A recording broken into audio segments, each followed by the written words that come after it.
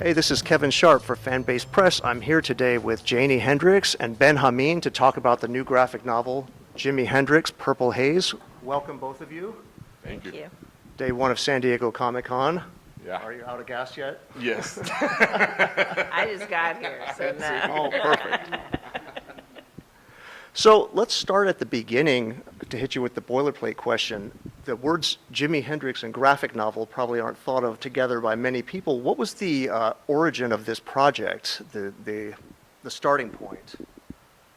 Oh, for me, the starting point was when my co-writer Mello Brown came to me, and he'd been writing Blade Runner for Titan, and so he came to me and asked that I want to pitch this. We'd worked together on American Gods and a few other projects before this, and so he asked me that I want to pitch on this book, and I immediately said yes because I come from DJing before I was a writer, and so Jimmy's music has always been super influential to me and just super important to me in terms of just where it plays and the place of music, like we talk about in this book, and the river of music. And so I immediately wanted to, I have a lot of other personal history with Jimmy as well, and so it felt natural to me. I know to people out there, they'll be like, what?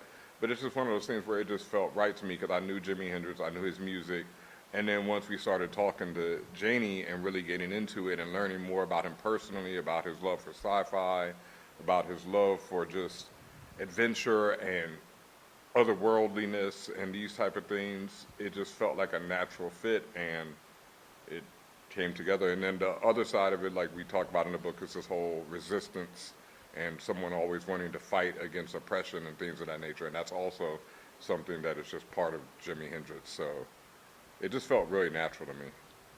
And Janie, where did your involvement start in the project? When I was a child. So there's a cosmic promise that was made. I was 6, and Jimmy, well, he's 18 years older than me, and he promised to always take care of me. You'll never have to worry about anything. I'll always take care of you. And I said, well, when I grow up, I'll always take care of you, thinking that he would be around. And so that is what I continue to do, and I feel like he continues to do it for me. As far as this comic book, Jimmy, a lot of his artwork is actually in this. He wanted to be a commercial artist before he decided to be a musician. And he loved to draw, he loved to paint, he loved comic books, he loved sci-fi.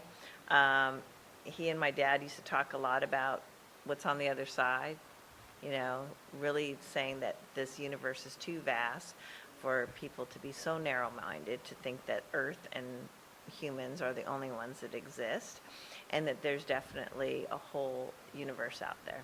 And I feel like this novel has captured a lot of the discussions that were happening at home over the dinner table about what's out there.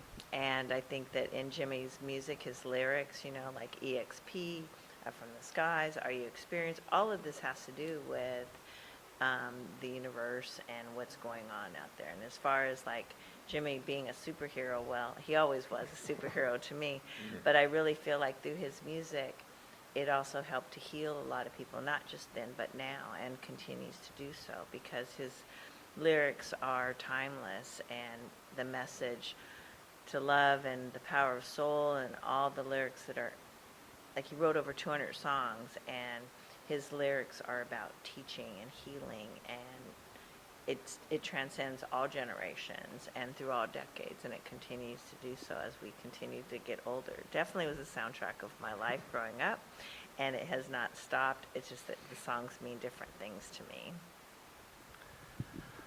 Ben, with so many big ideas and working from a real life character rather than a made-up character, how do you go about framing the story for something like this when there's so many different directions you could go, from kind of a straight biographical retelling versus this kind of cosmic odyssey, for lack of a better term, of what you ended up with? Yeah. What's the shaping of the story look like?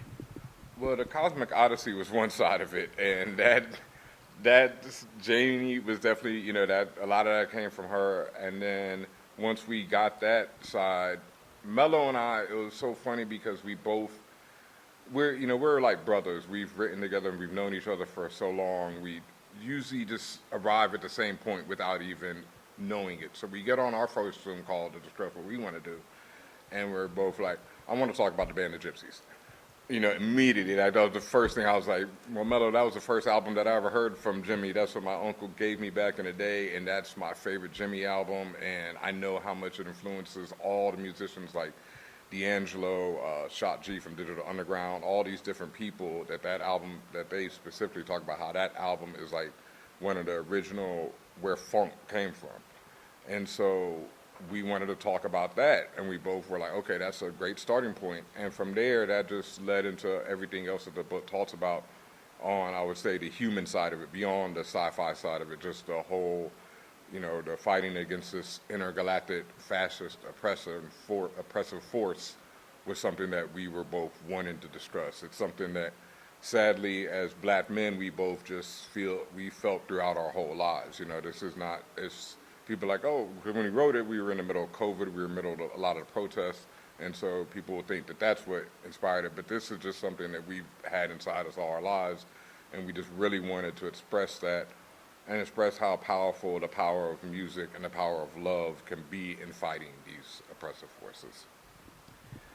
Janie, as far as from your perspective of knowing the real life character, quote unquote character of the story, did you give feedback or notes along the way? Or how can you approach a story like this when it's taking somebody who you actually knew and putting them in a completely wild scenario? How do you approach giving feedback to whatever degree you did?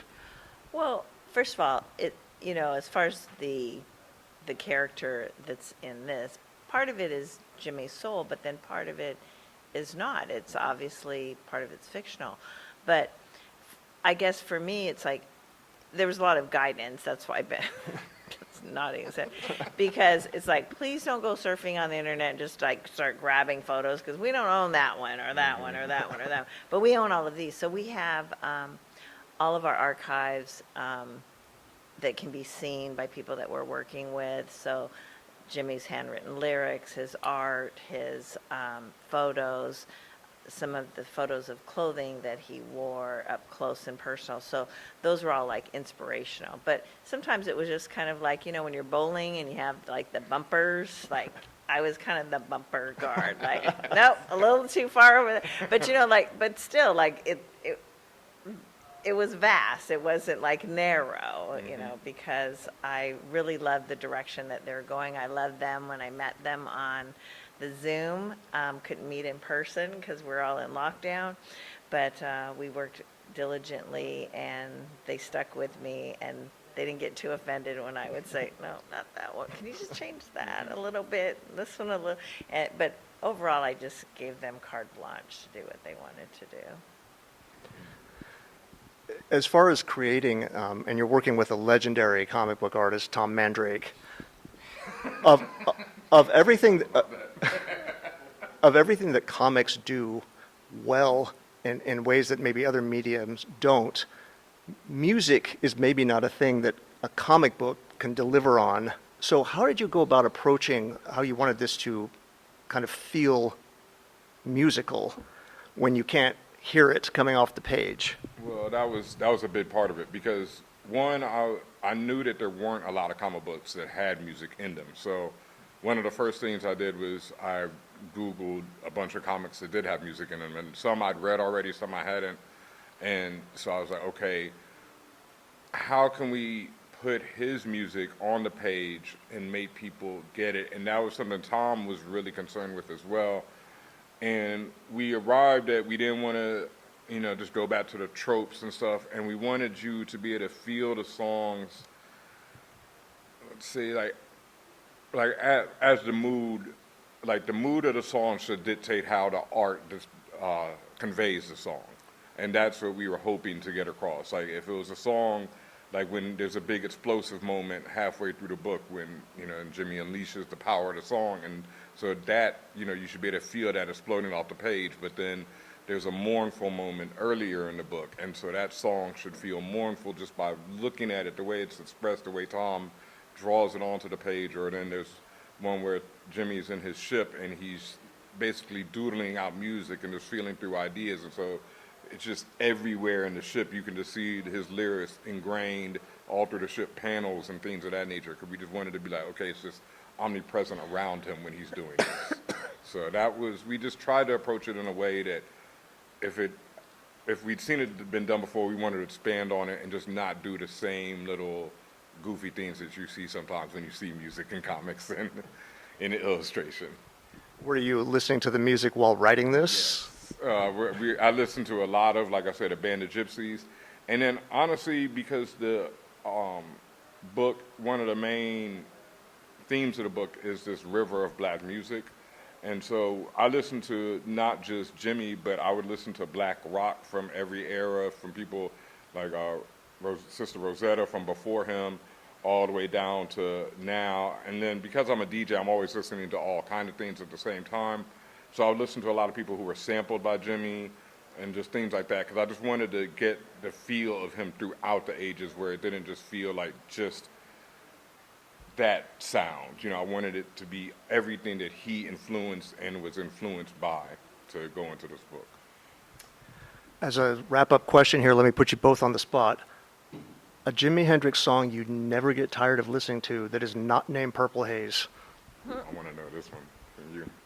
Well, see, for me, it's like Jimmy wrote over 200 songs, and his songs were kind of like his children because he didn't have any kids. And I feel like I'm the auntie, and those are my nieces and nephews.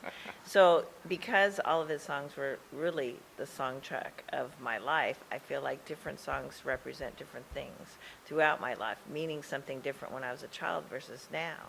But it has followed me, and it's been part of the tapestry of my life. So I don't have a favorite, and to say that would be like I had a favorite kid or a favorite grandkid. It's like they're all beautiful and wonderful songs, and a lot of them overlap each other and are parts of each other, but then expound upon their own, and it's beautiful. It's like this swirling cloud that they're all like together. But and also, can I say one more thing? What you were saying, Ben, was really, you know, Jimmy's music, he wasn't accepted when he was alive for his music, but he really was the fruits of the roots, and he then now is part of the roots to the fruits that continue on to the generations that come. No, that was something that we really wanted to get across in this book, because we really wanted people to understand that Jimmy is a black man who played such an important and integral role in the development of black music, and black music influences the whole world. And I mean, black music is pretty much every musical culture that came out of America is influenced by black music. So it's just, we wanted that to come across and really want to express it. And to answer your question, Janie gets a pass on this because of the history, but and I'm gonna say, look, I won't say them all. I won't say it on camera, but I have a favorite nephew. I won't say which one it is say? on camera. No. I'm talking about in real life. I have nephews that are my favorite. I'm for real. About a song. They Don't Know. The Who Knows. I always call it They Don't Know because that's the sample that I know it from. But Who Knows? It's Who Knows, right? Off of Band of Gypsies. That was Buddy Miles, but yeah. Yeah, but that's him. I mean, that's him on it too, right? No, but it's his song. Yeah, I mean, but well, okay, all right. Well, the message to love. I gotcha. Okay. Yeah, in the whole Band of Gypsies album, like I say, is where I first got into him, and that just, so I could listen to that over and over again. And then the other day, I have to say, it was so funny. I opened up Tidal, and Jimi Hendrix Essentials popped up. So I was like, okay, and it was on the way here. So I listened to If 6 Were 9, and I hadn't really heard that one like that.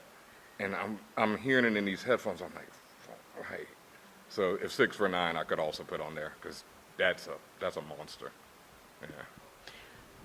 well, thank you both for joining us. We'll hold up the book one more time. It's called Purple Haze, published by Titan Comics. Available now. Not yet. If you're at Comic-Con. Yeah, that's what I mean. For those who are cool enough to be here, look at us holding this book. It is available. For the rest of you, keep an eye out. Yeah. In August. August 27th. All right, great. Thank you both.